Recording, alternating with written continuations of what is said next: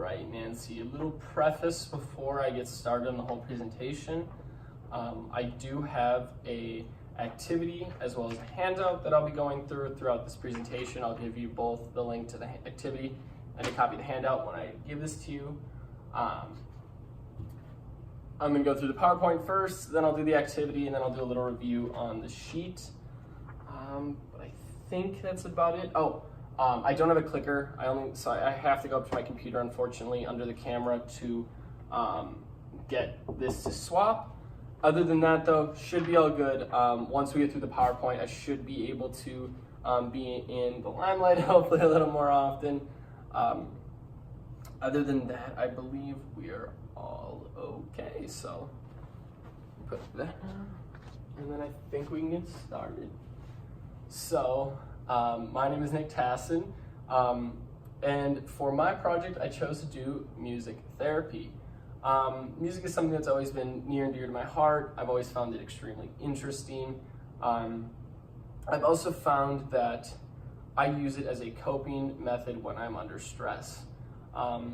This is something that has always been a little interesting to me since I never knew the science behind it or why I would run to music in times of like distress. But that's kind of why I chose it, because I was very curious about the topic. So now, swap slides here. So, what is music therapy? It's very self-explanatory. Music therapy is a form of medicine or therapy that is used to enhance or increase your overall well-being. If we're getting technical, according to the American Music Therapy Association, this is their definition, which is basically talking about what music therapy is like in a clinical setting. To me, I believe music therapy is much larger than this. This is a very niche group of music therapy. I think that music therapy is used in your house, car, anytime you have headphones in groups. It's something that you don't have to have someone there distributing or telling you what to listen to. This is something that can help you throughout all of your hardships and all of your time. I would be lying if I said I didn't use it before large tests at school. I always use it to either calm down, or if I really know the material well and I feel confident, I'll even use it to almost hype me up and motivate me to just really crank out that test. So now I am going to detour a little bit before we get too far into it, into what the elements of music are, just so we have a little better understanding of how everything works when it comes to music therapy.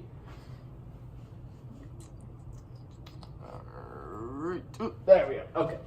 So there are 6 elements of music. We have pitch, tone, rhythm, harmony, melody, and I think it's pronounced timbre. I'll just say that. But these are the 6 elements we have. Starting off with the first, which is pitch. This is kind of the relationship of the actual frequency of a particular tone relative to its position in the music scale. I know these are kind of classroom definitions, I guess you would say, but it's just kind of what they are. The ability to achieve perfect pitch, so let's say you hear a C note. I'm going to use a C note as my example. So the ability to actually achieve a perfect pitch, basically tonal recognition through your ears. You get about 5 years old, so if you hear a C note, then you can repeat a C note, that kind of thing. The next of these is tone. Tone is the initial sound that comes out when given. Certain tones are programmed to kind of evoke emotion. A good example of this would be like in car chase scenes or something like that, or even scary movies. They might use high-pitched noises or louder music overall, and that gets your heartbeat going, again, kind of elevates you. So it's kind of something subtly you don't notice, but that's what's the driving force. The third, and I believe most important, is the rhythm. The rhythm of a music kind of gives it its structure. It gives it that pattern, that kind of, like I said, that structure, what makes the song that song. It also gives it boundaries, boundaries especially for if you're in lyrical music. This includes things such as tempo, and the reason that I believe this is to be the most important for music therapy is a lot of the times tempo is what we use, especially in stressful situations, to calm you down. And so I think this one is the one that affects your body the most. You know, lower tempoed music, usually it's known for reducing your heartbeat, blood pressure, things like that. So that's why I believe that's the most important. The fourth is our harmony. This is that relationship between our tones and our rhythms, and this kind of blends together and kind of makes your chords. This is what I really think of like sing-songy. I almost think of like birds, kind of like that's kind of what I think of when I hear harmony. As for melody, this is kind of like a bunch of, or I should say, it's the succession of noises and tones put together to create one blended sound. So that's kind of what it is. It's kind of hard to explain outside of a very literal translation of melody. And then finally, we're getting to timbre. And now this is kind of what distinguishes like a C note from a human and a C note from a guitar. They're both C notes, but one obviously sounds different than the other. So that's just that difference in vocals and in sound. So now that we kind of understand the elements of music, which is very necessary, especially going on to the next, I'm going to talk about how music engages the brain. We'll have to get... All right. Sorry about that. All right. So we're going to explain a little more in detail how music actually affects the whole brain. Previously believed, not too long ago, right around the 60s, 50s, it was believed that music only affected the right hemisphere of your brain. If anyone can recall, the right hemisphere is also thought to be like that creativity side of your brain. So they believe that because music is something that's very creative, it was only on that right side of your brain. Little more research into it finds out that both hemispheres of your brain are actually being used. The right side of your brain is being used for those things like your melodies, your harmonies, and that left side is being used for more of your tempo and your rhythm. So it's kind of that math side, which can count out things and is very set in stone, versus that melody, harmony, more sing-songy side. How it specifically works is sound is going to enter your ear, and it's actually going to travel to your auditory nerves in each ear. From there, it then sends a signal to the auditory cortex, I believe. And the auditory cortex is the thing that kind of takes sound and turns it into like words, basically. So especially in lyrics, it takes, just the vibration, and again, gives you something, that turns it into lyrics. Finally, these sends the signals to these temporal lobes in each side of the brain. And as I said before, that right side's focusing on that harmony and melody, and that left side's more on the tempo and stuff like that. There is one more location, I guess it does as well go. It goes also to your frontal lobe in your brain. And what it does in the frontal lobe, this is, if you recall, the frontal lobe is also what's in charge of like your emotions and your memories and stuff. So with this frontal lobe, when it actually reaches the frontal lobe, is bringing back memories of that song associated with it. So nostalgia factors, you may hear a song with your friends and be like, oh, do you remember when that happened, kind of thing. So that's what it's doing when it hits your frontal lobe. So those are like the three locations that it hits. So next, I'm going to talk about the benefits.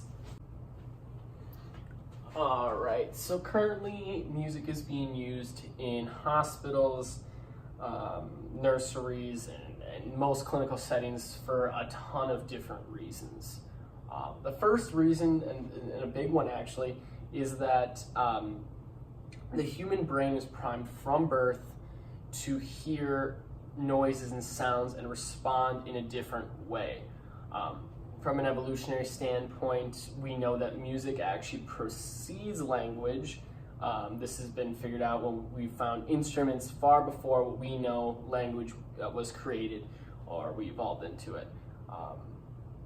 As I think you're all well aware, infants and babies can't speak, so this is kind of a huge benefit in the nursery section, this whole idea that you don't need to know what there's being said for it to actually help you. Therefore, a lot of times, you can imagine hospitals and mothers, they actually use music such as lullabies and nursery rhymes as a form of therapy to soothe babies when they're angry, upset, and stuff like that, because again, it just calms them down even if they don't know what's being said. The next big reason is that music entrains us to rhythms. In layman's terms, entrainment is the idea that slower tempo and slower rhythm music slows us down. It makes our heartbeat lower, lower blood pressure, we calm down. Vice versa would be, if we listen to some pump up music, it motivates us, we get excited, our senses are heightened, and we are more ready to do what we were going to do, whatever that is. A good example of entrainment, I think we've all done this before, is imagine you're walking down a sidewalk or in a hallway, you got some earbuds in, and you're listening to something very soothing, something that you're just relaxed to usually. You're probably going to find yourself walking a little slower than you normally would, kind of just laying back, not really caring. Vice versa, this again would be if you listen to something a little more pump up, you're going to get running, you're not maybe running, but you're going to be on a mission place. You're going to be running a little or walking a little quicker. So that's kind of the idea behind entrainment. And this knowledge of entrainment is huge because this is the big idea behind, especially with stress. This is the big kind of therapeutic aspect of music, because it does bring that heart rate down, that blood pressure down, your anxiety down altogether. This is, like I said, the biggest effect. Finally, music has this physiological effect on us. If you can imagine, anytime you hear a good song, or you might get a shiver down your back or some goosebumps or something. This is that idea that music connects to the brain and the brain to the body. And this is a really good piece of knowledge that we know. It sounds very basic, sounds like something everyone should know, but since figuring it out, music therapy has become way bigger. And it can be used, this idea of entrainment can be used for a wide variety of illnesses. A good example of that would be PTSD. When you start having these panic attacks and these flashbacks, you start freaking out. What really can help with music is you can listen to these, you can play these songs that are either soothing or bring very good nostalgic memories, and they calm you down from what's actually happening. So it's really cool, and of all the benefits that music can bring to the table. All right. Now that you guys kind of know the general benefits, I'm going to go a little deeper into these sociological effects that music has on the body. I've gone through a few of them, like we said, with entrainment and stuff like that, and how it can affect stress very subtly. This is going to be more of actual diseases and stuff that it can affect. The first one, large benefit that's being kind of cutting edge with music, actually, music therapy, is the prevention of Alzheimer's and dementia. So how it prevents these things is when you listen to music regularly, you're constantly firing off your neurons, obviously, because you're picking up this sound, and it's using your brain to listen to that music. And because of this, it actually keeps synapses, connections intact, and can overall strengthen these connections that you have going on in your brain, preventing these degenerative diseases such as dementia and Alzheimer's. It's also been shown that listening to music before surgical procedures is a better form of coping with the stress of a surgery than any normal anti-anxiety medication. There was actually a study, 20 surgery goers, I guess. 10 of them were given a placebo, just probably a sugar pill, and then listened to music that calmed them down. The other 10 were given normal anti-anxiety medications. Preface, this isn't the drug that's going to knock them out or reduce pain. This is just beforehand, when you have all that pre-surgery anxiety, they want to see what group was affected less by the surgery. And the people that were given the placebo and music they enjoyed actually listened or had lower cortisol levels than those that took the anti-anxiety medication. Again, as I stated before, music can really heavily affect your respiration because of entrainment, and they slow the rhythms. These slower, deeper breaths that you get through listening to peaceful music can, again, reduce anxiety. And when we're talking about reducing anxiety, we've obviously gone through this as a class all together through the semester. It's huge what the effects of reduced stress or no stress can actually lead to in terms of good health and in a good life. So that's really a big part of it. But those are just some big key things that music can help. And then finally, to kind of top off the whole presentation, music releases a ton of endorphins. People love music. There's a reason that it's been around for so long, like I said before, literally language even. And there's a reason people keep listening to it. That's that idea that we just enjoy it. So when you release endorphins, you're getting rid of these, your anxieties, your pains, and all these, depression if you have that. So music is really an awesome thing. All right, so now I have a video I'm going to play, and I'll stand out of the way for you, Nancy, so I'll go down, I'll turn the volume up. Oop, is it showing?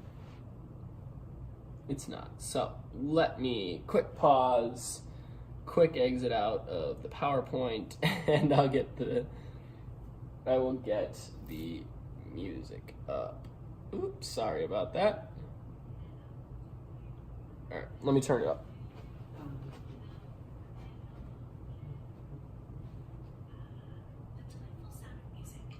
It's lovely, isn't it? If you haven't noticed, music holds a great power over our minds. There's a famous quote that says, "Where words fail, music speaks," which is true for some people. Take a moment to think about it.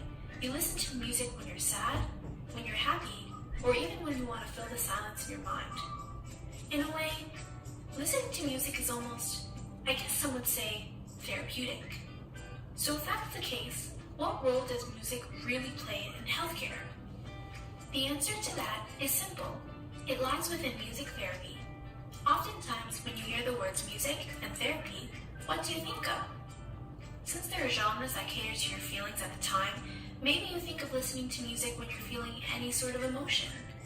But does that mean that what you're doing is considered musical therapy? Not exactly. This is where music therapy differs. You see, music therapy involves the clinical and evidence-based use of music interventions to accomplish individualized goals. But not just any individual can be a musical therapist. In fact, these individuals are specifically trained and accredited to use various musical interventions as a method of reaching healthcare goals. We had an interview with Rachel Finnerty, who is an accredited musical therapist and has been involved in music and the healthcare industry since 2001. Rachel has initiated music therapy programs in over 30 facilities, including Masters Children's Hospital. Lucky for us, she's here to help us explain what and how music therapy is used to accomplish healthcare goals. When an individual is engaging in music therapy, they can find other ways to access abilities to reach the healthcare goal. So music therapy is facilitated by an accredited music therapist who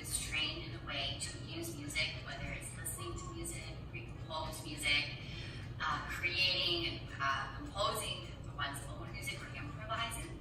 And through exploring music in these different ways, music therapy can access abilities despite a diagnosis.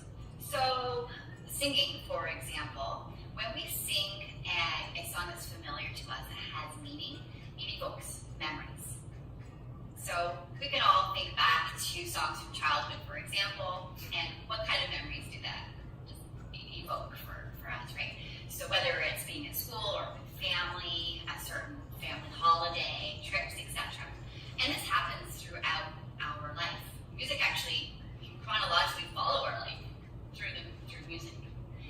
So for an individual who has dementia, for example, and has difficulties retrieving memories, who is confused, who has difficulties being present in the moment, when we use a pre-composed piece of music that's familiar, and we start to sing that song, and we encourage that individual to sing along, the healthy area of the brain can access that memory and bring the memories forward and can sing. So often when people think about music therapy, people think about their own experience with music and think, yeah, music is therapeutic, or music makes me feel good, or I love to listen to music. Yet, there is still a lot of educating that needs to be done around understanding using music with intent to achieve a healthcare goal. And I think that's probably the most common. All right, so that's kind of the video. She just kind of goes into a little more detail on how to educate everyone. So I didn't feel like it was extremely necessary to go a little farther in that, just because it was all out on the educational piece. But she has a YouTube channel, which is really great if you want to learn about music therapy even more. She does a great job on just teaching and how to use it even more efficiently than just me telling you slow songs will reduce your stress and stuff. So, without getting too in the way here, I can now go to my game, Nancy. So for my game, I did a Kahoot, which you've probably seen before. So I basically made 10 questions of just different songs, and I basically have you or the class would answer what they believe the song is supposed to achieve.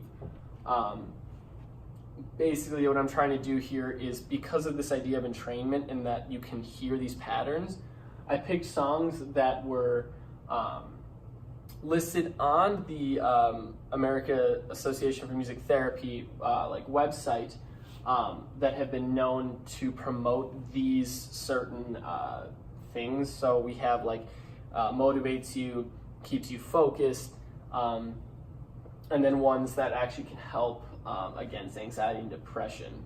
So I can start that up, but the idea here is that you'll learn to see by going through these. You'll learn and actually figure out what kind of each style sounds like. So I can do that. I can get this started. It might be loud. I'm sorry if it's loud. Oh yeah, it's gonna be loud. Let me turn it down real quick.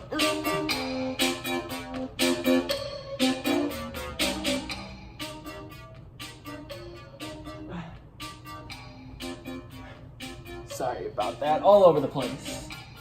So what is our game pin? 72474. So I'm gonna connect in, put my name in, go. So I'm in, start it up. So this is kind of an idea of how it's gonna work.